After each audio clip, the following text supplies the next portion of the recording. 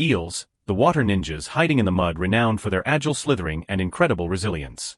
In the wild, eels are fierce predators, but on farms they become kings of the feast, enjoying a well-rounded diet and meticulous care. They are fierce in temperament, but their eyesight isn't great. A single yellow eel, with the help of workers, lays its last egg. With pointed ends and a bony middle, a yellow eel can lay 300 to 800 eggs at a time. Most of them only have one chance to be mothers. All yellow eels are born female, but after laying eggs, they undergo a sex change and take on the role of male eels. On the other side, an unfortunate male eel is cut open on its belly.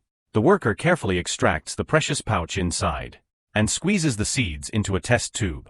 After checking the viability, the seeds are combined with the eggs and placed in an incubation basin with a water temperature of 22 to 28 degrees Celsius. Yellow eels are among the most responsible parents in the fish world. In the wild, they not only build nests for their offspring, but also guard their eggs and larvae. Here the workers take on that role. The translucent fertilized eggs develop rapidly, and within 2 to 3 days, a beating heart can be seen inside. The workers use a pipette to remove unfertilized and non-developing eggs one by one, to prevent them from polluting the water.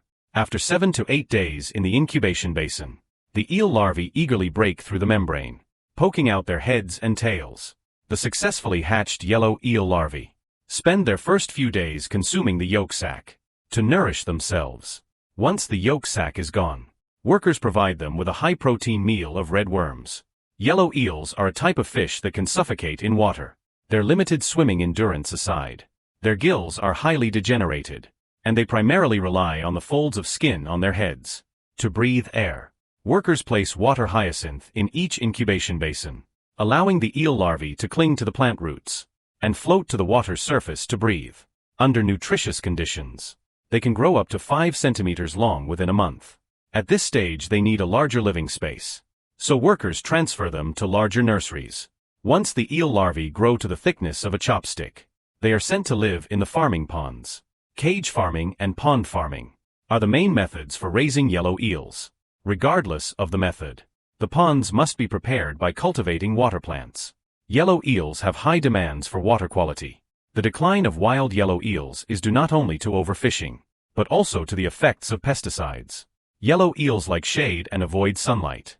Dense water plants not only purify the water, but also shield them from the scorching sun. Once the water plants are prepared, workers sterilize and disinfect the ponds, remove all the plants, and use tools to scrape out the sludge at the bottom of the pond.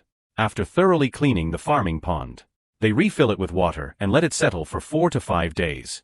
Next, depending on the size of the pond, they release 20 to 40 pounds of eel larvae into the pond. If the eel density is too low, the yield won't meet expectations. If it's too high, it can cause overcrowding, leading to losses. Without any sense of brotherhood, the eels fight constantly to dominate their territory. The emperors attack each other, biting and causing friction from the overcrowding. The slime on their skin can be rubbed off. Losing their protective iron cloth armor is like humans losing their immunity. The consequences are predictable. Wild yellow eels are pure carnivores. Besides insects and small fish, even highly agile frogs and toads are part of their menu. In farms, however, they mostly eat scientifically formulated feed. Workers soak the eel feed in water to soften it, load it onto small boats, and use specially designed tools to feed the eels at specific times and locations. To make them grow faster, they are occasionally given a treat. On these special days, workers take out frozen mixed fish, stored at the bottom of the warehouse for 2 years, throw it into a blender, and start the machine. The resulting meat paste is a sensory assault on both smell and sight. Emerging from the other end of the machine, unlike regular feeding routines, the eels smell the stench of the meat paste, and like dogs hearing a whistle, they quickly rise from the bottom of the pond, in large groups to devour it. In less than 10 minutes, the paste is completely consumed.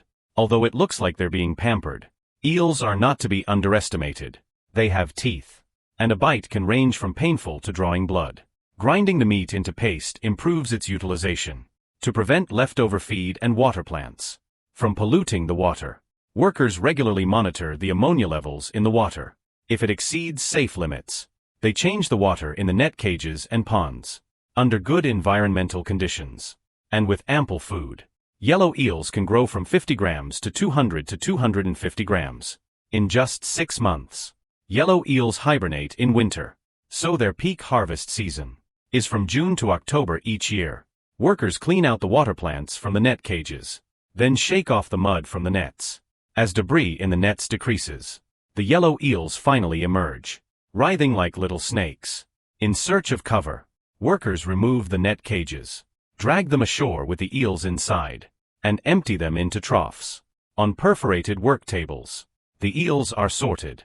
Those that don't meet size standards fall through the gaps in the iron pipes and are returned to the net cages for further farming.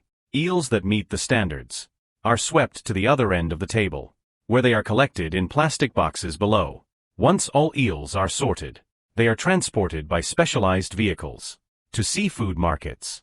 Yellow eels are widely distributed across tropical and warm regions, fields and marshes. Once a food reserved for the lower classes, they have now become a high-end delicacy. Yellow eels are delicious and highly nutritious. The saying goes, small yellow eels are better than ginseng. However, their blood contains some toxins and must be fully cooked before consumption. Thank you for watching. See you next time.